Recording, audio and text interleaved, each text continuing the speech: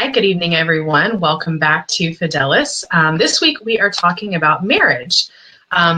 There are a lot of ways that sacramental marriage could be considered countercultural.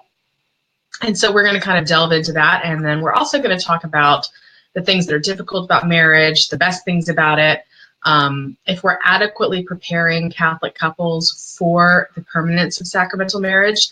And then we're also going to talk about divorce and annulment among Catholics. But first, we want to give a little disclaimer that we are not theologians. We are not here to explain canon law or the ins and outs of Catholic marriage. We are here to talk about it from a solidarity point of view, just our experiences as women and those that other women have. So with that started, we're going to go ahead and begin. And I want to start by asking if you can explain the difference between a sacramental marriage and what non-Catholic people view marriage as. Like, what makes Catholic marriage different? Well, we believe that when we engage in the sacrament of marriage, we receive graces, sacramental grace, which is basically a gift from God that we don't earn.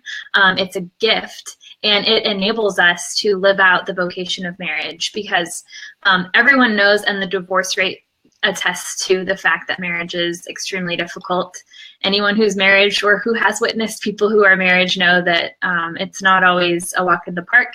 And in fact, I think I would go so far as to say that without the graces of marriage, it would be impossible for a lot of people to remain faithful and live the day in and day out, daily grind and cross really of marriage. So a sacramental marriage is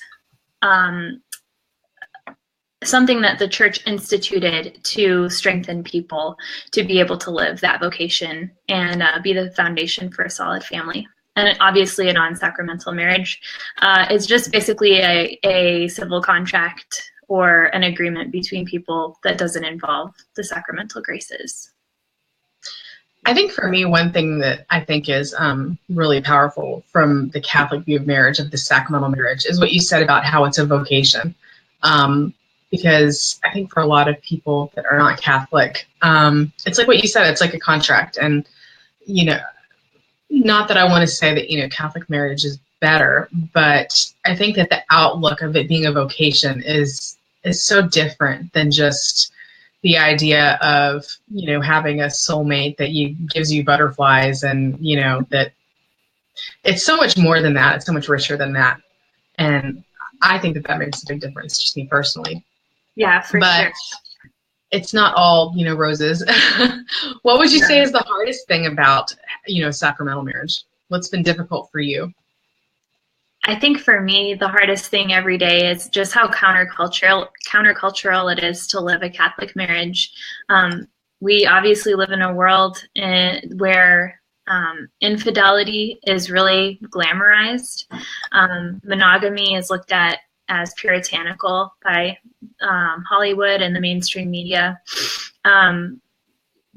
The fact that children need a mother and father is not really honored anymore. And so there's so many facets of marriage that are countercultural. And I think that living out that vocation every day, you kind of have to wake up and make a decision over and over and over again that you're going to do something that other people think is weird or unenlightened or something. And so I find that a challenge. I found it a challenge going into marriage, just the fact that we do grow up with that mentality that like marriage is where the princess finds her prince and you live happily ever after. Even though in our brains we know that's not the case, I think it does get instilled really early. And I'm not knocking, the idea of a romantic love or anything like that, because that's totally legitimate. But marriage is so much more than that. And I think we rob ourselves of the beauty that we can find in the cross when we can't expand our horizons to see how much more marriage is than just the romantic love aspect. Right, because the whole goal of marriage is to get your spouse to heaven. Right. That's literally the whole point of being married, ultimately. And I mean, I gotta be honest, I didn't know that for most of my life. I think actually for the beginning part of my marriage, I didn't know that too. but I will say that that's part of the difficulty for me is I feel it's hard because feeling like in a way, I don't want to say responsible for your spouse's soul, but you know, that I mean, you're kind of responsible for someone's soul. Yeah. And I mean, for me, there's this balancing act of how much do you push versus how much, you know, when is the right time to step away? When do you push them to be more, you know, to go deeper in their faith? And it's hard. The getting them to heaven part is really difficult for me. And that's something that I struggle with a lot. Yeah, my husband and I joke with each other that we're an easy train to heaven because of all of our quirks and like we're hard to live with. And so sometimes I'll do something that really annoys my husband, and I'll be like, "You're welcome," because now he has to like learn how to put up with me, and that will make him holier. So yeah, we can help our spouses become holier by just being quirky ourselves. Yeah, I mean that's probably. I imagine that a lot of the, you know, the fights and stuff that we've had, it's like a little bit of time off of, you know, purgatory. Right. But yeah, that's something that I don't think gets mentioned a whole lot. Is the idea that, you know, really, because when you think about it, in as far as mainstream culture goes, like you said, the whole point is this romantic love, and not that I don't have that romantic love for my husband, I do, but the ultimate goal isn't just to find someone that makes you happy. There's more to it than that. There's more responsibility than just that. So while my husband and I might make each other happy, there's still the issue of, okay, well, what about after we die? What comes then? Mm-hmm. Absolutely. Yeah. And I don't know how theologically sound this theory is, but I tend to look at the different vocations as like just different ways of carrying the cross. And not to be morbid or depressing, but I think the sooner that we accept that our vocation is supposed to be the cross, and that living our vocation is taking that up and carrying it all the way to heaven, like the more peace that we'll have in our marriage. And it's lucky when you marry someone who's like on the same page with you about that. But when you don't, that makes it really difficult. For sure. And that's something that, you know, I've had to struggle with in my marriage is, you know, we had different upbringings. You know, he wasn't Catholic. I mean, he's converted now, but then, you know, it's difficult. It's difficult. And I find it easier as far as the carrying the cross issue goes to do that as a mother than I do as a wife. I'm not sure why, but it's easier for me to take on the burdens of being a mother than it is the difficult things that come with being a wife. Yeah, I mean, I think that makes sense because I think we go into motherhood knowing that our job is to pour ourselves out for them, and that's kind of the cultural norm too. So it's not really countercultural to view self-sacrifice for your children as what you're supposed to do. But there is that notion that your spouse is there to fulfill you and vice versa, and that you make each other whole. And so when they are a pain in the butt or you are just going through a rough patch, it's like, wait, this isn't what I signed up for. You know, that can be the automatic response. So I think that that's totally understandable and natural, and I have the same experience. Yeah, and even just when there are times that that I'm trying to do better with this now, but that you have to step back and put yourself aside and tell yourself, okay, I'm going to do what's better for them and not what's best for me. That's really hard. That's really hard, especially when we got into a fight. My husband he will tell you, I hold grudges. I don't see it that way. I see it as I just don't forget so that I don't do something stupid in the future. You know, he calls it holding grudges. So it's hard for me when we have been in a fight and I am angry at him to let it go. And one, it's hard for me to apologize for my role in it. It's like the hardest thing in the world, and I'll admit it. And two, it's hard for me to accept his apology, you know, because sitting there and I will think to myself, you know, well, he's just going to do it again. Like, because we're like any other married couple. You have the same fights over and over again. You know, you fight about the same things. And so I'll sit there and think to myself, okay, well, he's just going to do this again. You know, he's not really sincerely apologizing. And so stepping back and, saying, okay, well, I'm going to forgive you. I'm going to let this go. I'm not going to hold the grudge. I'm going to choose to do that. That's something that's really difficult for me. Me too. And I have such a long way to go when it comes to forgiveness and asking for it and giving it. And I mean, I probably would have to say that my husband's best quality is that he always initiates the reconciliation, even when I was totally the one that was at fault. He will come up and apologize, even if he didn't do anything wrong, just because he wants to like open the door for me to apologize and then for us to like reconcile and move on with our lives. Because I could go like a year like being mad at him, probably, if he didn't, just get in the habit of like creating the foundation for the reconciliation. And it's a huge thing that I struggle with. I think if I weren't married to someone who was good at initiating reconciliation, like I would have probably gone through like 6 husbands by now. Yeah, it's so funny because Matt is the same way. My husband is the same way. He is always the first one to apologize because, like I said, I never apologize. And I don't say that like as it's a character trait. That's one of my faults, but I am terrible about saying I'm sorry. It is like the hardest thing in the world for me to do. And he will do it so easily. He'll apologize, pretty much right away. So, but, kind of can segue into our next, question. What would you say the best thing about sacramental marriage is? Since we've kind of discussed the difficult parts of it, what are the benefits?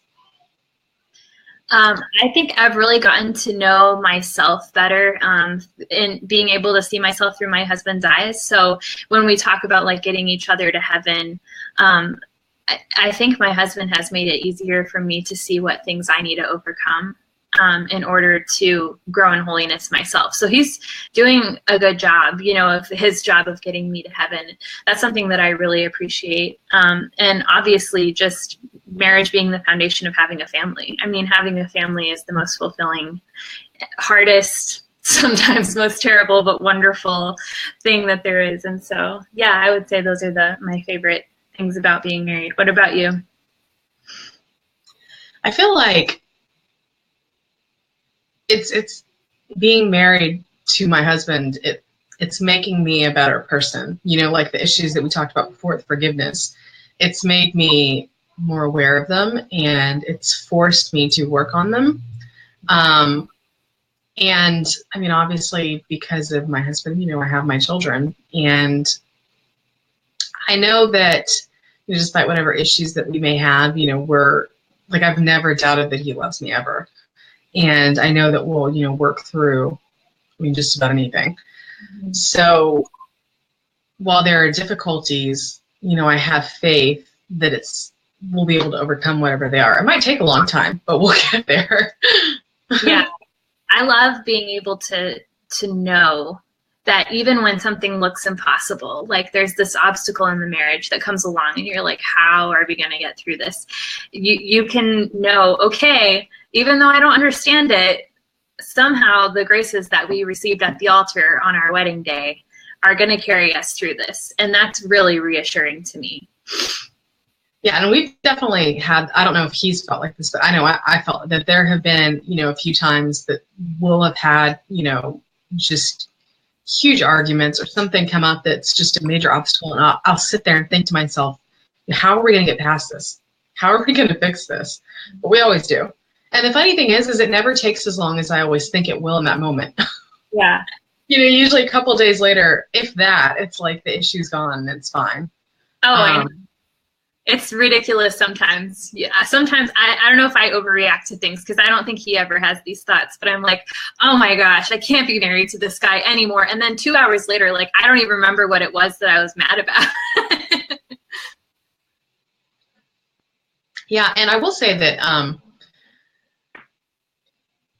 it's nice to be able to have a partner that you can truly be yourself with. Pretty much no matter what. And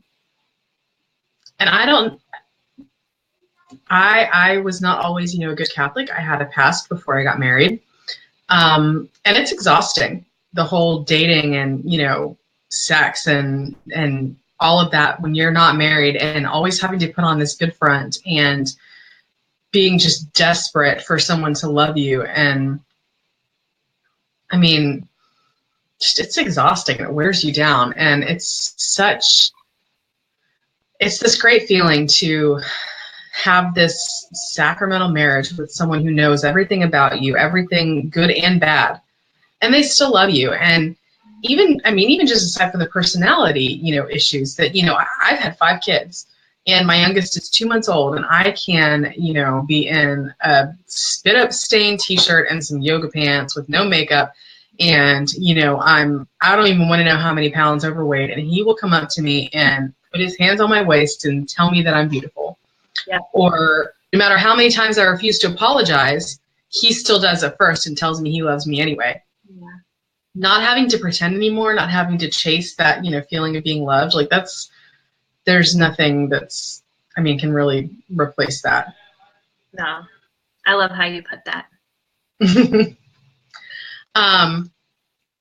Yeah, because it's just, I don't know if everyone, has those feelings, because like I said, I had a past before being married. Was that something that you struggled with as well? Having gone from convent to marriage? Having what? Having gone from, a convent to, not literally immediately afterwards, but Well, yeah. I dated a couple guys, but before Jose, but I think even after I got married, I think coming to the understanding just from experience, I wasn't prepared for how well he was going to know me. And that was a pleasant surprise, I think. And the unconditional love. I wasn't prepared for, like you said, like after having babies and having post-baby body, still being, considered beautiful in his eyes. Those have all been such pleasant surprises. And I don't have the same like pre-marriage history that you do, but I still have the experience of being like so blessed by those aspects of marriage, for sure. And I like what you just said about the unconditional love, because when you think about it, when it's sacrificial marriage, we're called to love our spouses the way that Christ loves us. So, and I don't think I've ever really stopped to think about it until just now, but it's actually really kind of, true, even with all of the struggles that we may have in, our faith life or, whatever is going on. Like I still feel like my husband loves me unconditionally. No matter what I do, he's always going to love me. Just like, God is always going to love me no matter what I do. I can mess up a million times and God is still going to forgive me for that and welcome me back with open arms. And my husband's the same way. Yeah, it's almost like you get to know those qualities of God by getting to know a man who's committed and sees you as like his singular love, Mm-hmm. It's such a gift. Cassie, how long have you been married? We have been married for 7 years. Okay. 7 years. We got married in 2010. It was right before he went to go on a deployment. We got engaged and we were going to have like an actual planned big wedding, and then he was set to deploy to Afghanistan, so we just went and did it like a month later. So, and how long have you been married? It'll actually be 6 years on Sunday, I think. Yes, on Sunday. Because there's a lot better at the dates than I am, but yeah, it'll be 6 years on Sunday. So we were married in 2011. Do you feel like that you were properly prepared for marriage prior to getting married? Do you feel like the church prepared you well enough? Like I had the head knowledge of what it was. And so I think the church did everything that she was supposed to do. And I was fortunate to have access to like really good education on the theological aspects of marriage and things like that. Where I wish I would have been better prepared was from having the example of marriage. Like my parents just had a tumultuous marriage, and by probably no fault of either one of them, the example was like, they were together for a long time. They did end up separating and divorcing, but there were just aspects of the sacramental marriage that I wish had been exemplified a little bit differently. And so I think that was something that I had to learn from experience. But in terms of the theology and knowing like what the conditions for a valid marriage were and what the sacrament involved, I feel like I had a good preparation going into it in that regard. And also we had one-on-one marriage preparation. We didn't do like a group course. We were married at Ave Maria University, and it's a small university, and there was like a small parish in the middle that didn't, like, there weren't enough people getting married to even have like a course of that nature. And so we just did one-on-one with the priest, and that was also really helpful because we were both able to address any things that still weren't clear in our minds leading up to the marriage. And we were engaged for over 2 years, so we had a long time to like make sure that we were ready. Well, like I said, we got married quickly. We did the Justice of the Peace ceremony. And when it was time to get married in the church, we did one-on-one instruction with the pastor of our parish at the time. And, I felt like that went, decently well. But prior to that, I don't feel like I don't want to say premarital counseling or preparation or anything, because we went to a Justice of the Peace ceremony. How could the church have done anything about that? But that kind of brings me to the subject of, are we preparing people enough before they get engaged? Should we be preparing them more beforehand? Because I had no notion of, what makes it a valid marriage and what doesn't. I had no idea about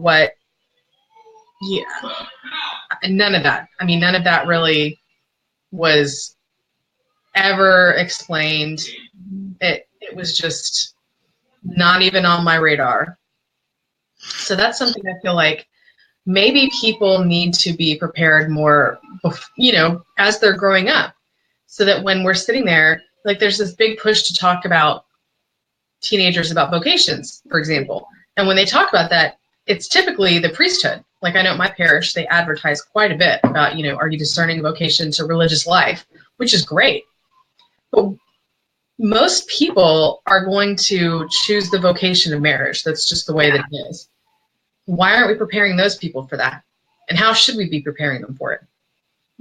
Yeah, a couple things. I think what you said about preparing them before they get engaged is really important because, even if you are engaged, you go through pre-Cana or whatever. I don't really know anyone who went through pre-Cana and was like, oh my gosh, we don't have the conditions to like really go into this. Let's like break off the engagement and not get married. People are still going to get married. Like, once you're engaged, it's pretty much a done deal for most people. And so what I want to know is, if we're going to do vocation prep in a really effective way, like you mentioned, would that look like a priest or like the church giving a theology class, or would it look like bringing in married couples to like share their candid experiences? Or what do you think would have been most helpful to you, like before you, like maybe as a teenager or after you became a Catholic? Well, I was really active in my youth group at my church, and I went every single week. We went to the Steubenville Youth Conference. I went twice, and I don't recall it ever being brought up. So that's a natural place for it could just be discussed. Every week we would have different discussions about various topics, and I don't remember what half of them are now, but you could even just have, okay, well, this week we're going to discuss vocations. And they talk about vocations to the priesthood, vocations to religious life, vocations to marriage. And you talk to the teenagers about it, because that's something that just in general, I think that, and this isn't a Catholic issue, this is just universal. Teenagers can handle talking about heavy subjects. You tell them the information, give them the information, and then discuss it with them. Let them give you their feedback and what their thoughts are, and talk about it. That's really all that has to be done, I think, so that at least the seed is planted somewhere, so that they know the basics. And then when they go and get engaged and it's time to start pre-Cana, they already have some familiarity, at least. Maybe more would be needed than just that. But Yeah. I think maybe that would be a good place to start.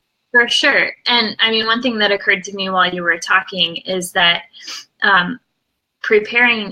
explaining to kids what marriage is and making it appear as a beautiful vocation, because it is, might encourage teenagers to want to like live in a way that's going to prepare them for that like commitment eventually. So it could be, if we started talking about marriage more and teaching kids about the sacrament, that could be a way to help them overcome some of the temptations and like strayed paths that some teenagers experience, like in high school and then going into college and after college. Just save them a lot of the grief that they experience in relationships that aren't going to end up as a marriage. Yeah, and I mean, so often people, Catholics will have misconceptions about what marriage is. That's just the way that it is. Both positives and negatives. They're not going to know, like you said, what makes a valid marriage. They're not going to know about what's different between a sacramental marriage and a non-sacramental marriage. They're not going to, just everything about it, they're missing out on that. And then that allows the misconceptions to start flying. That allows people to start misunderstanding what the reality of Catholic marriage is. Mm-hmm. I actually feel like that could even be a good segue into another thing that I want to talk about, and that is divorce and annulments. Mm-hmm. Because if there is one thing that I see so much misinformation surrounding, it is divorce. And there are all of these ideas that, in the Catholic Church, you can't get divorced, and that's just not really, that's not what the church demands. Well, do you have anything on that? Yeah, I mean, I think a lot of people think that the Catholic Church's version of divorce is the annulment. So you can't get divorced because a marriage that was valid from the beginning is going to last until death do you part. It's not going to last for eternity because you're not married in heaven, but it lasts for the rest of your earthly life. But there are a lot of marriages that weren't valid from the start. Or I don't want to say a lot because I have no idea how many there are. But you can have an annulment basically declare that the marriage wasn't valid in the first place. And so I think the idea that the church like ties you down to a person that's abusive or didn't go into the marriage with the intention of being faithful to the marriage vows, or you find out later that there's some sort of impairment to not being able to practice a valid marriage, then you can go and obtain an annulment at the church's discretion, which will declare that the marriage wasn't valid in the first place. So I think that's a distinction that most people have no idea exists. I think a lot of people think that annulment is the church's theology word for divorce, and that's not really the case. Well, and you don't even have to pursue an annulment if you do get divorced. Being divorced in and of itself is not a sin if you are still remaining celibate. Yeah. The divorce would be like the civil version. The civil marriage would be ended, right? Yeah. Like you can still live out your marriage vows from a distance. Oh, yeah. So if it's what's necessary for your health and your well-being, if your spouse is unfaithful, and therefore they're, say, putting you at risk of, sexually transmitted diseases, or if they're abusive, or, whatever the case may be, if it's truly what is necessary, then a divorce may be what you need to do. And if you don't feel like you're in a place to pursue an annulment, then that doesn't make it a sin. So long as you're still upholding your marriage vows. Yeah. From a distance. Oh, I'm sorry. It says you're calling me on Messenger. I'm guessing one of my kids got my phone. This is so funny. The other day I went to message something to Cassie, and I found all these gifs of best mom in the world and this fox hugging a heart and stuff. And I realized my kids had gotten a hold of my phone and sent Cassie. And they were all nice gifts too. That was the best part. Yeah, it happens. Technology. But yeah, there's all this misinformation. And I see it a lot in Catholic women's groups where there seem to be two camps. And there is the one camp that, I feel like has it correct. And that's that, divorce can somehow be warranted. And then there's this other camp that is, oh no, you should never get divorced. You never should get divorced. You should work on your marriage till the day you die, no matter how bad it is. You should never give up. And that can be genuinely harmful advice and harmful thinking. And it's not what the church requires of us either. And the problem with that thinking too is that people may think they know a couple, but no one really knows what's going on behind closed doors. No one knows what someone's marriage is like. And if we were to take the example of an abusive spouse, people who are domestic abusers are very, very skilled at hiding that from the world. They can come across as the most upstanding person, a good provider, a great father, a great husband, and no one will know except the person that's being abused. Mm-hmm. And so it can be really dangerous to push that kind of advice. Oh no, you could never divorce someone because that's a sin and you'll go to hell. Well, it's not true, and you don't know what's going on or what's prompting this action to take place. Not to encourage divorces, that's not what I'm saying. But yeah.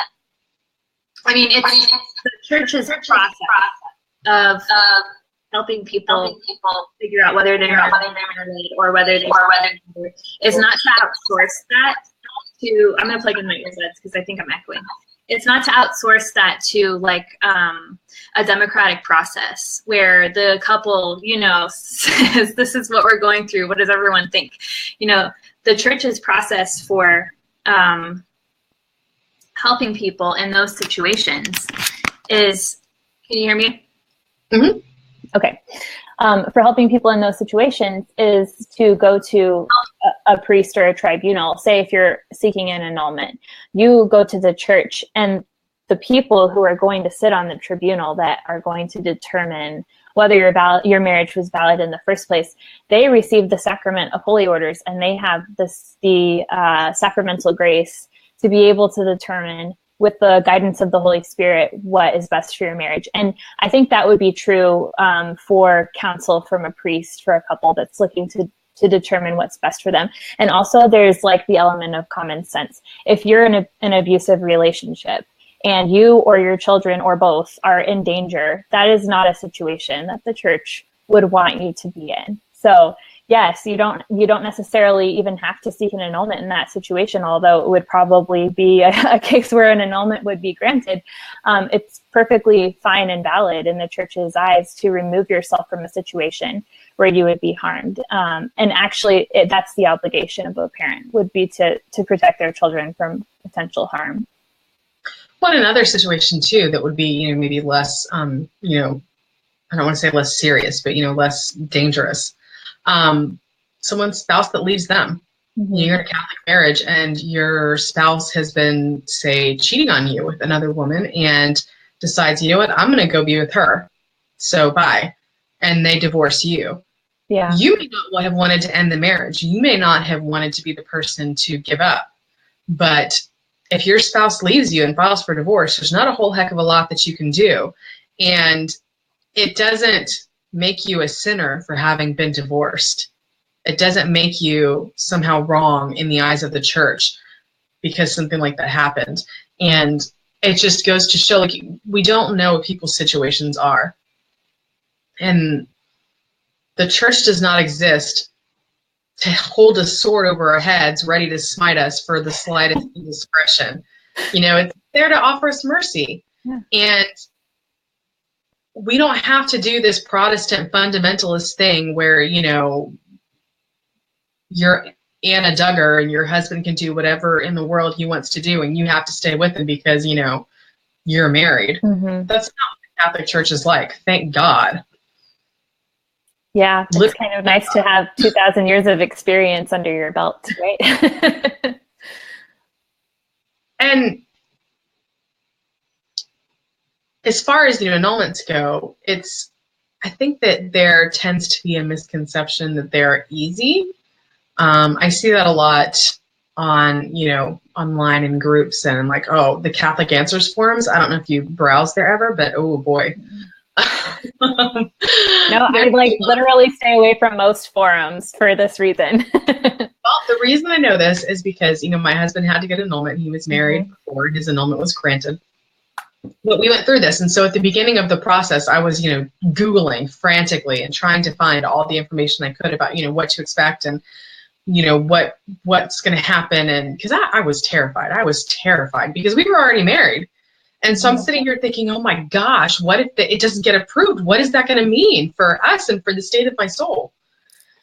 So I was doing lots of Googling and research, and oh goodness, there is this whole subset of people who are, the Catholic Church just hands out annulments like candy, and it's so easy, and they give them to all these people. And I'm sitting there going, have you actually been through this process? There's nothing easy about it. There's nothing easy about it. Now, I have no idea what the statistics would be about, the number of people requesting annulments versus who gets granted them and if they're valid or not. I mean, that's really no one's business.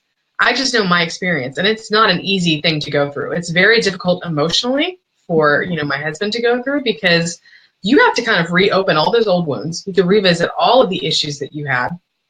There's this lengthy interview process multiple times. You have to get witnesses. Literally, you have to have multiple witnesses who can attest to your state of mind at the time that you get married. Mm-hmm. And on and on and on and on. And then there's the waiting. It took 2 years. 2 years.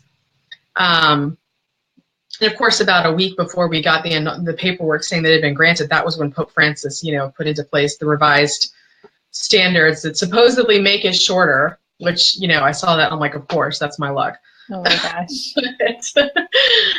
Point being, annulments are in no way easy. Let's just get that out of the way. Annulment is not an easy process to go through. It is not easy. And even someone who wasn't in the situation that Matt and I were in, where we were already married, and he was seeking an annulment, which, by the way, that's a little hint as to the poor marriage preparation situation, because when we got married, never even entered my mind, anyway. Yeah. Even someone, let's say that you've been dating, a divorcee, and you get engaged. And so, okay, well, now he's going to pursue an annulment, or she's going to pursue an annulment. If that annulment doesn't get granted, it's still going to be this, what are we going to do now? Mm-hmm. No matter, there's nothing about annulments that are easy. Oh, no matter how it happens, there's nothing about it that is easy. And someone who is, dating another person that is going through an annulment, even if they're not married, that's still going to be a terrifying wait for them, because you're sitting there thinking, this is going to determine the rest of my life. Literally. I can't even imagine what that's like. But I know that in my experience witnessing other people go through annulments, easy is not something that I would use to characterize any of their experiences. I know in one case, a friend was wanting to get remarried to this certain man for, I want to say, 6 or 7 years. And they dated, were celibate, and just sat around waiting for literally like 6 for, I don't know if there was like a backlog or like what the deal was with, completing the process, but it was approved. It just took a very, very long time. And so I don't know where anyone would get the idea that they're just handed out like candy or something. No, and, like I said, in our situation, we were already married, and it kind of came as a shock to, it was, I think it was around 2014. So we'd been married for 4 years. Mm-hmm. We already had children. We had 3 children. And, there was a priest that, had just kind of dropped it on me. It was this Polish priest. I will never forget him. And he just dropped, oh yeah, you're not supposed to, I think I'd gone to confession to him, and I don't remember how it came up, but it came up, and he was like, oh, yeah, I can't give you absolution. You're not supposed to take the Eucharist. And it was like a punch to the gut, because I had no clue. And so he sat there and, advised me, well, this is what you need to do. This is, what needs to happen. And so I went to my, pastor, and told him the situation, and he basically said, okay, well, we can get the annulment process started, but for now you basically have two options. You can live as brother and sister. He goes, I don't think that's going to happen. Or you can, abstain from the Eucharist. And given that annulments take years, living as brother and sister was not going to happen. Mm-hmm. And so, yeah, I couldn't take communion for 2 years. Wow. 2 years. And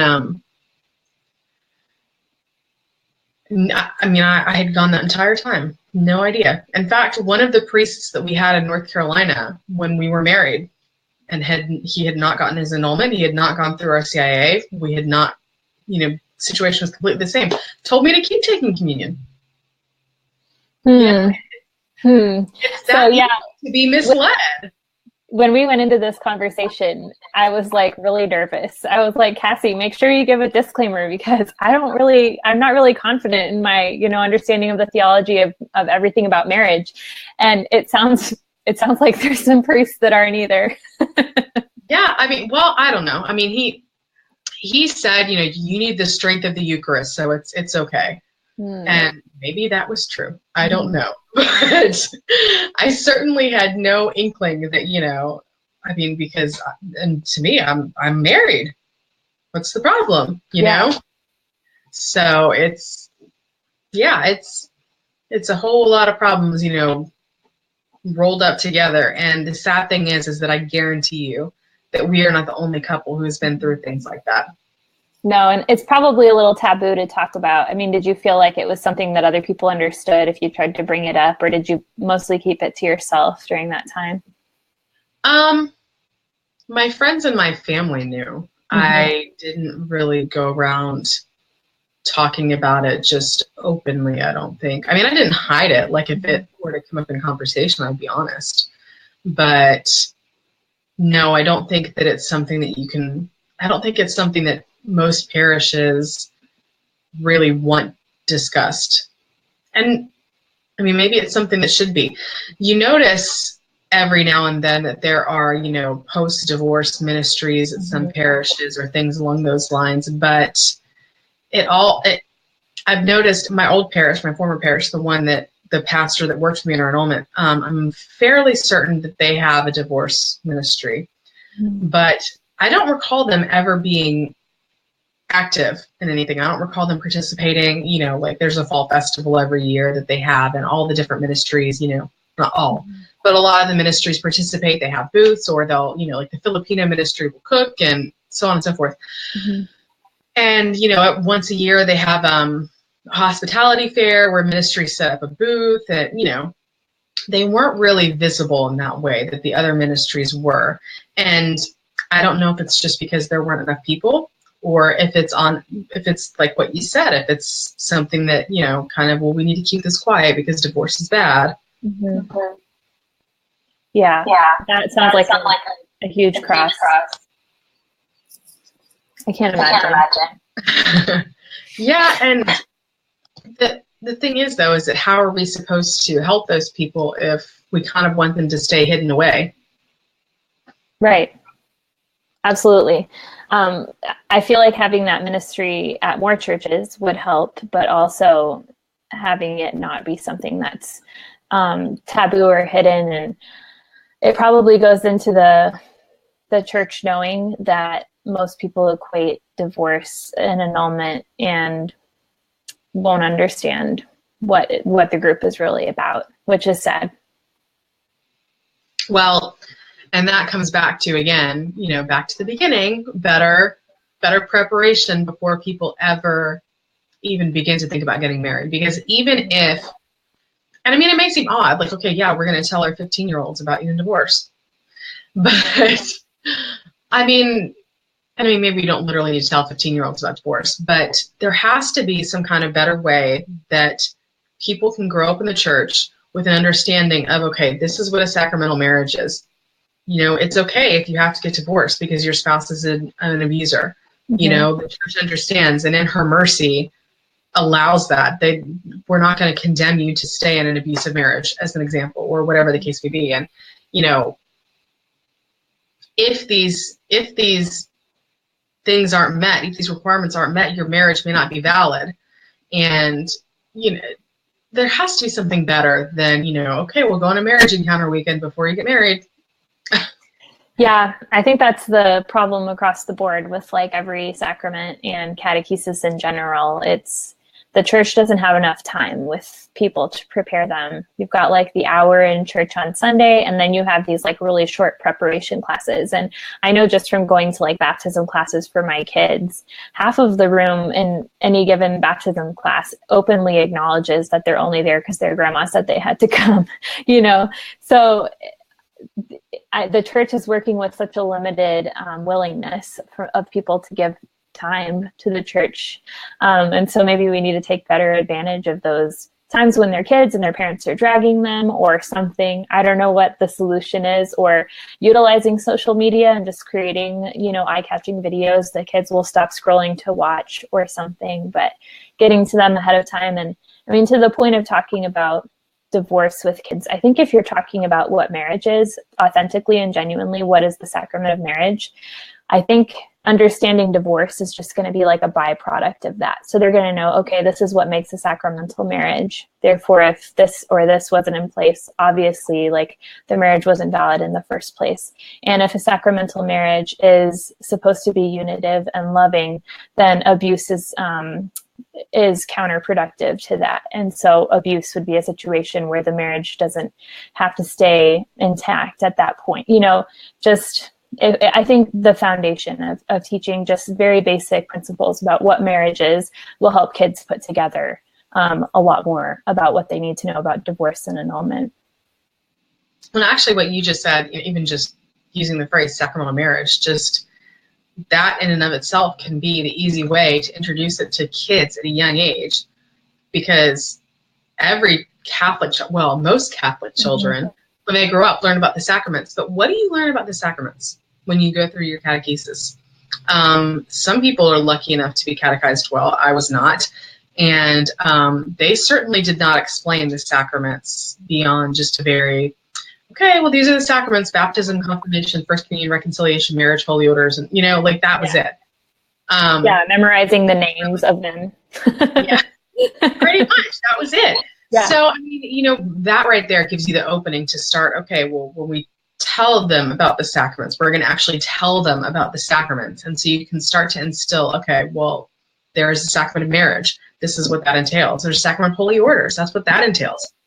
And then as they get older, you can start to open the door more. And I know there are some parishes here that have young adult ministries for like single young adults, which would probably be another good place to have, priests or married couples or whatever the case may be, talk to them more about, the intricacies of marriage that maybe aren't appropriate to get into for, say a 14-year-old. Yeah. That would probably be a good place people to attending really... people attending a group like that would probably be more open to hearing a lot of details. And I like the idea of talking to young people about marriage by bringing in like a married couple too, because the reality is just that so many people were raised by divorced parents or parents that were in a tumultuous or dysfunctional relationship, and they genuinely might not know what marriage is supposed to look like or what the possibilities are. So I like that idea. Yeah, and I mean, priests too can give a lot of good information, and again, not just about marriage, but about, all of it. And part of it, we've talked about, divorce and how that can sometimes be necessary, but, just like last week, we crowdsourced a little bit, and there was a constant refrain from these people that, divorce may sometimes be necessary. One person likened it to amputation. It's not recommended treatment for every problem, but sometimes very necessary to save lives. And, the amputation, to keep up with that metaphor, the amputation may be what you need to save your life, but it's still going to be painful, and it's still going to be an adjustment, and it's still going to permanently alter your life forever. So I don't want to just have like this rosy outlook, like, oh, divorce is, no, it's still, even if that is something that is necessary for your situation, that's still going to be, it's not a positive thing to get divorced. No. The ideal is that both parties make the marriage work in a functional way. Divorce, I guess, or separation is the unfortunate consequence of one or both people not being able to do that. And that's especially sad when there are kids involved. And I mean, like you said, sometimes it is necessary, but it's separation in the face of some egregious situation is still, even though it's better than staying in an egregious situation, it's worse than a marriage where both people are trying. Yeah, and I mean, it's still, I mean, that needs to be acknowledged. You know, the I don't want to say negativity. I can't think of a good word. So I don't want to say negativity, but just the reality of, you know, getting divorced, especially when you have children, mm-hmm. that even if it's necessary, and especially when it comes to your kids, it's going to be, you know, devastating. It's going to be devastating to your family. It's going to be devastating to you. That might be necessary, but it's still nothing to take lightly. And I mean, that needs to be kept in mind as well. It's like those two, it's a fine line you have to walk, you know, between realizing that divorce is sometimes necessary, but it's also still a devastation. And it's not something that should just be, you know, anyone should be cavalier about.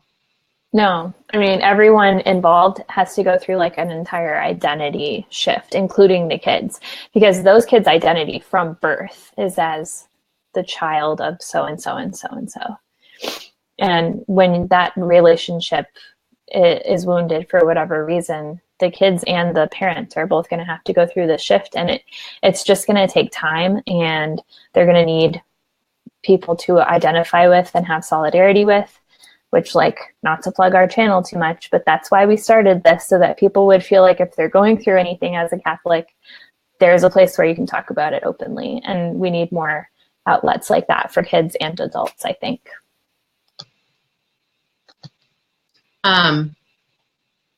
Are there other things about sacramental marriage that, you know, you would like to discuss? Well, I see a couple of interesting comments here. Okay. Someone mentioned sponsor couples. I think that's a great idea. Again, like, ideally you're getting to them before the engagement ever happens. Obviously the sponsor couple would be after the engagement, shortly before marriage, that would be introduced. But I think even if it's not called a sponsor couple, some couple that's willing to befriend and kind of mentor a younger couple is helpful, especially when one or both of the younger couple partners was coming from a family of divorce or dysfunctional parental relationship, or single family where they haven't had the ability to see what a functional marriage is supposed to look like. Did you ever the idea?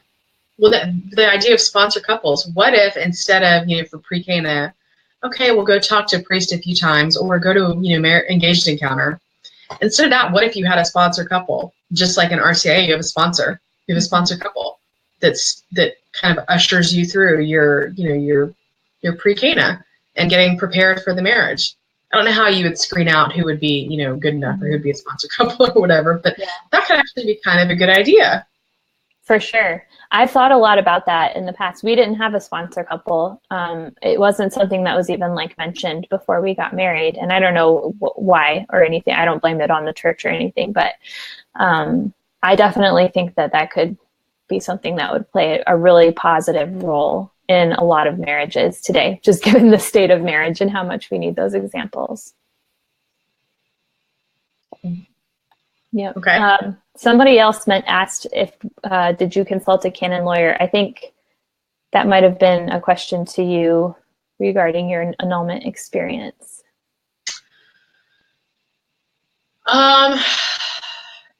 Informally, yes, we didn't hire a canon lawyer, but and there is a canon lawyer in one of the Catholic women's groups that I'm in, and I kind of informally consulted with her, you know, throughout the process, and she kind of explained, so this is what's going on, this is what this letter means, this is why they're doing that. So informally, yes. I am told that you have someone that is assigned, a canon lawyer that is assigned to argue for you. Basically, the way that it works supposedly is after they've collected all the evidence and interviewed the witnesses and you and all of after they get everything, there is a canon lawyer that is assigned to argue in favor of the marriage, the validity of the marriage, and there's someone that is assigned to argue against the validity of the marriage. Okay. I don't know how completely accurate this is. This is just what I was told. Because like we said at the beginning, our disclaimer, not theologians. So this is my experience. This is just what I was told. So yeah, that's what I was told. So there's you have a representative, a diocesan representative. In our case, we were lucky that that Matt's annulment was sent to the tribunal in our diocese, and it was not sent to Rome, because if it was sent to Rome, supposedly it would have taken even longer, which is just insane. So yes, Matt did have someone. I know that he had someone that was appointed to represent him, and declaring that the marriage was invalid. But we never spoke to him. We never had any kind of contact with him. Not really. We didn't reach out to him or her, whoever it was. So I'm not trying to say that it's like they were negligent or in any way. We didn't try to talk to them. I knew that they existed because it was listed there, like in our paperwork. You know, and we just didn't never reached out to them. And from my understanding, the way it works is that if the marriage is declared invalid, it has to be tried a second time. They don't just immediately, like the first time, say, okay, yep, there you go. It's tried a second time. And then after it's been declared invalid twice, that's when they grant you the annulment, from what I understand. Okay. If I'm remembering correctly. Interesting. That was kind of the process. We didn't really... So, I mean, kind of yes and no to the canon lawyer question. Yeah. I thought that canon lawyers had a pretty big role in the annulment process, whether you consult with them directly or not. They're definitely involved. Yeah, they are. It's the tribunal is not made solely of priests, at least not in our case, because one of the people on the tribunal, if I remember correctly, was a woman. I could be misremembering. Right. I think you're right. Yeah, there were two priests, and then the third person I think was a woman. Maybe that was the canon lawyer. Maybe it was a canon lawyer. It's hard for me to remember because I didn't really do a whole lot of digging into who these people were. We got all this paperwork and it had all these names on it, and I was just kind of like, okay, well, I mean, it's not like it matters. I can't go call them up and be like, hey, right? You know, I didn't really worry a whole lot about it. But yeah, there were 3 people on our tribunal, and we had a canon lawyer that was assigned to us to represent us, but we never talked to them. Instead, I just reached out to, like I said, the person that I knew kind of informally. And she didn't really give me advice, you know, probably because that wouldn't have been appropriate given that we hadn't hired her and that she didn't have access to all of the paperwork and stuff. But, you know, I would get a letter, or I mean, it's my husband, but we would get a letter. We would get this or that, and I would, you know, say, okay, well, what does this mean? What does this phrase mean? You know, what are they doing now? What is, you know, she just kind of would talk me through the process as it went along. It's helpful to have a friend who's a canon lawyer, isn't it? Yes. Yeah. Yeah, sure. I have a friend that's considering being a canon lawyer, and she should definitely do that. We need more people that are lawyers. Yeah, I admire it. It's not something I would ever be able to do. It's way too like nitty gritty for me. I wish I could. That would be pretty amazing. Yeah. To have that kind of knowledge, you know, of the church and catechism.